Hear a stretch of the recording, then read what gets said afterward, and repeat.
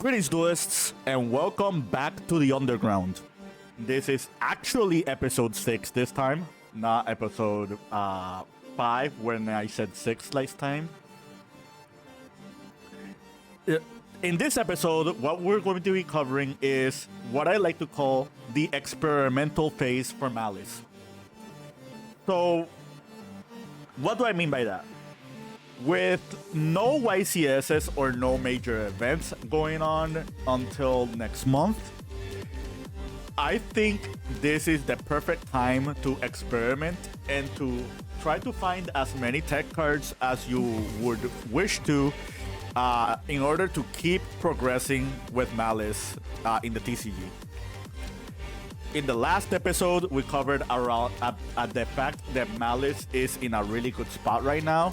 The deck is pretty much solved, like in the checkboxes and criterias that you want the deck to be at. However, Yu-Gi-Oh! Is a game that is very adaptive and it's very like forthcoming.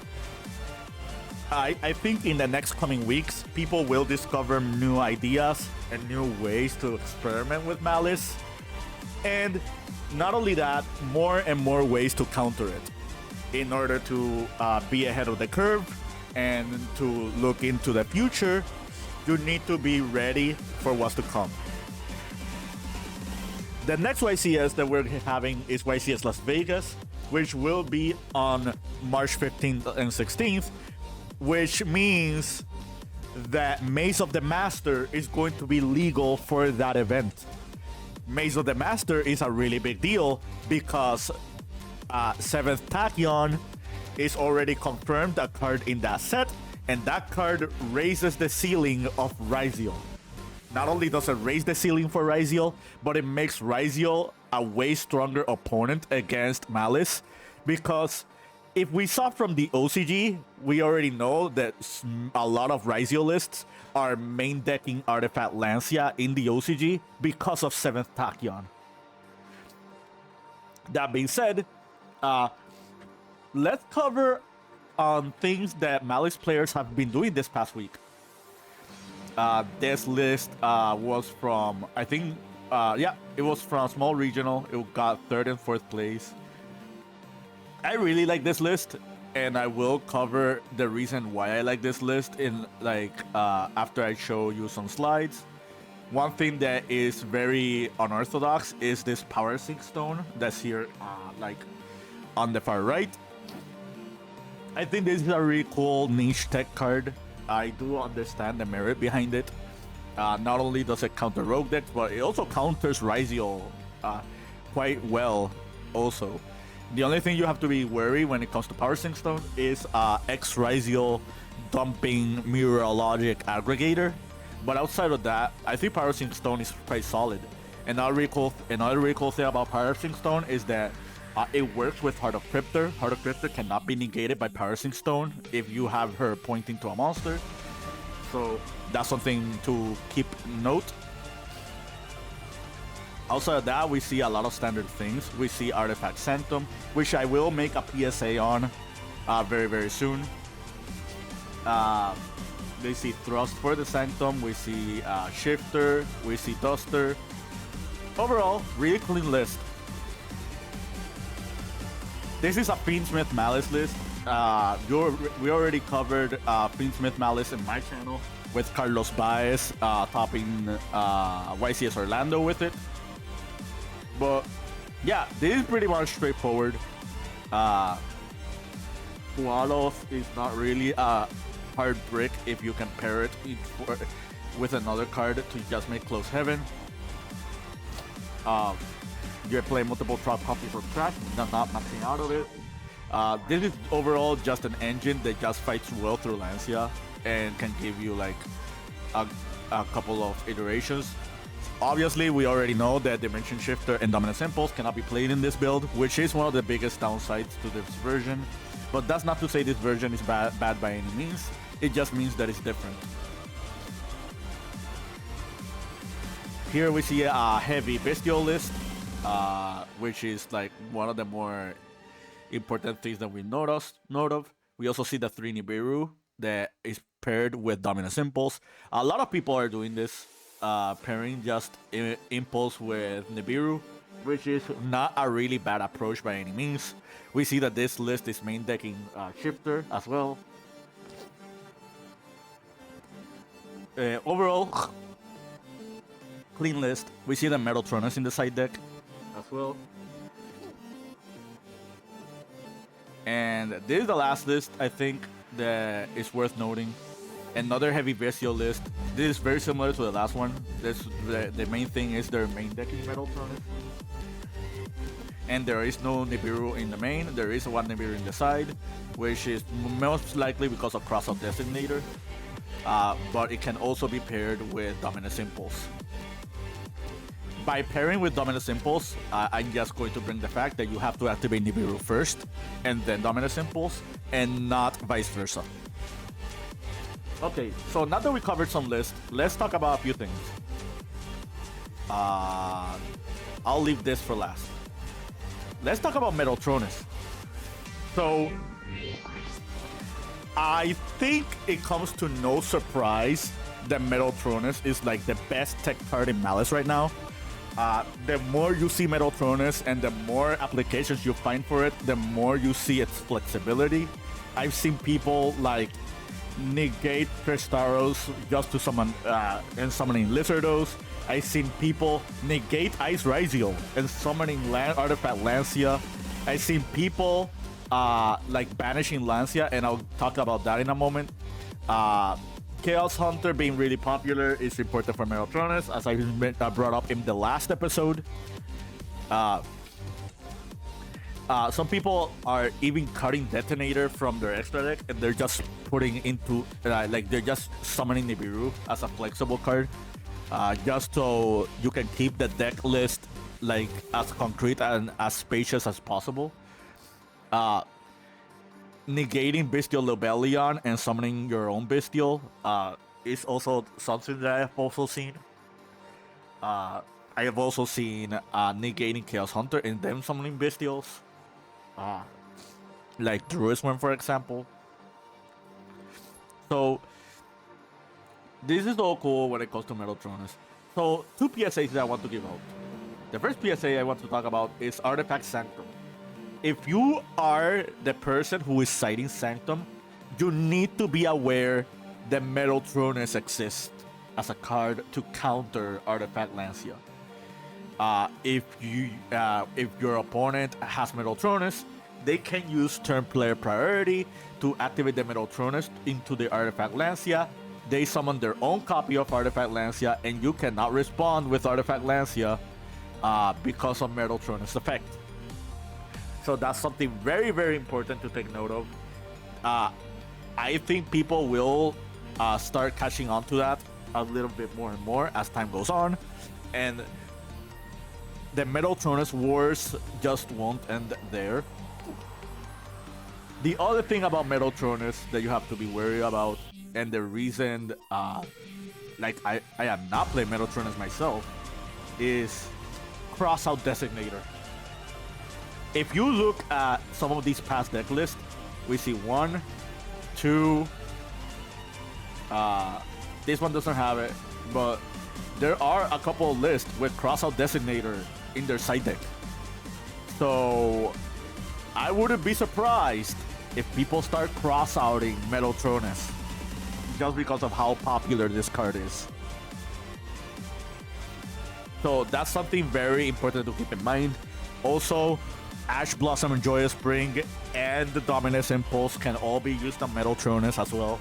So if you are the Metaltronus player, be very, very careful.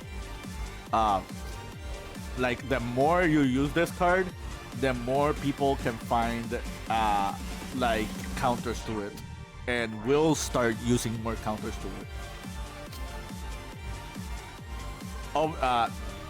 Despite those two disclaimers, I think it comes to no surprise why this card is in a lot of Malice deck profiles. So now I'm gonna talk about stuff that I'm gonna say are a miss. Well, not really a miss, but more so like a I've theorized. If you saw my Malice showcase of Supreme Darkness, which I was one of the first people who brought up Supreme Darkness with Malice, you probably already know that I talk about the Chaos Space engine. I was a firm believer of this engine. I thought this engine had a lot of promise. I thought the power behind this engine was really strong, but there is one problem. This engine only works on game 1. Post game 1, because of the existence of Artifact Lancia and Chaos Hunter, this engine is not really that viable. You're just going to have a lot of brick cards that are just not gonna function well under these conditions. One thing I will say, and I'm going to fast forward here. Out of everything, the Chaos Space engine, I did keep Lubellion, I did keep Random Regained, I did keep Abawaku. These cards are currently now in my main deck. If you haven't seen my last deck report, I do highly recommend it. I do give thorough explanation on why that engine is there, but I will talk about it a little bit more later on. Let's talk about Sky Striker engine and the Dark Fluid Dragon. When Supreme Darkness debuted, this engine started being ejected from a lot of Malice lists, and people just don't see the merit behind Terahertz anymore. I am here to say that despite not me using the engine myself, I think this engine has a lot of merit right now, and I think it's justified if you wish to revisit and reuse this engine again. For starters, this Striker engine can play through Artifact Lancia. Like, it gives you 2 free bodies for free, and you don't have to worry about Artifact Lancia for that. Also, it's 2 free bodies that you get under Mocharme Meows as well, in case that ever becomes a thing. So, at least there is some merit there.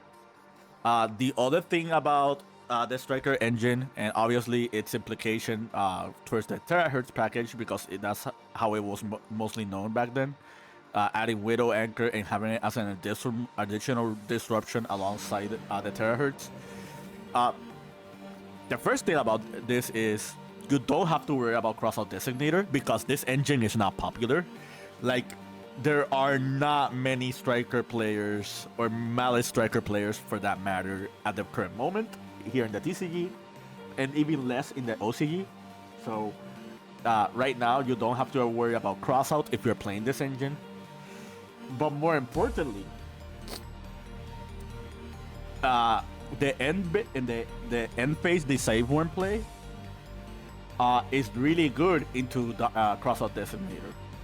So now you have a way to stop crossout designator if it's used against you. Not only can you stop crossout designator, you can stop Dominus Impulse, you can stop Metaltronus. These cards are really popular right now. Not only just in Malice, but against Malice. So, just keep an eye on this engine. I think if you are one of those players who was a fan of this package in the past, it's not a bad time to revisit it. Before that, let's see something here. Okay.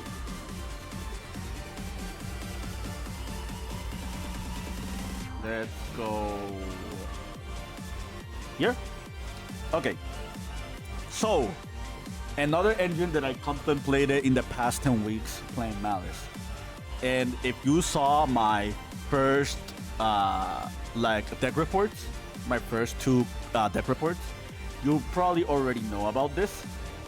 But one of the first things I tried to experiment with Malice was playing Sign and Mining alongside other Cyberse extenders. One of the biggest pros to this is that you don't have to worry about Artifact Lancia, because most of these extenders work well even like from the graveyard standpoint. I didn't add Parallel Exceed, but Parallel Exceed is another monster you can add to this list. You would often make stuff like Heat Soul, You can make IP and just have IP be used on your opponent's turn as well. I think out of all these Cyberse extenders, Backup Secretary is like one of the better ones. Like, you just need a Malice name and she just gets to be summoned. You don't need a Link monster. This one requires a Link monster, and this one is not a real extender by itself. I mean, it can make you up to a Link 3 by itself, but it doesn't interact with your Malice cards at all at the moment. Another thing to note when it comes to this engine, and if you saw my Yummy video, you will know what I'm talking about. With some upgrade Armirage, you can use hand traps as pseudo extenders or pseudo starters. Like, you can just turn one of these hand traps into Armirage. Armirage is a Link 1 Cyberse monster, so you can summon Meow Mine, you can summon Backup Secretary, just to name a few cards. Obviously, it's not as effective at the very moment that we're at right now, because it doesn't bridge you into your Malice cards unless you Silent Mining for one of them. But that's another kind of worms by itself. Post Alliance Insight, this strategy is a lot more cohesive, it's a lot more flexible, it's a lot more viable because of Backup Added Nister.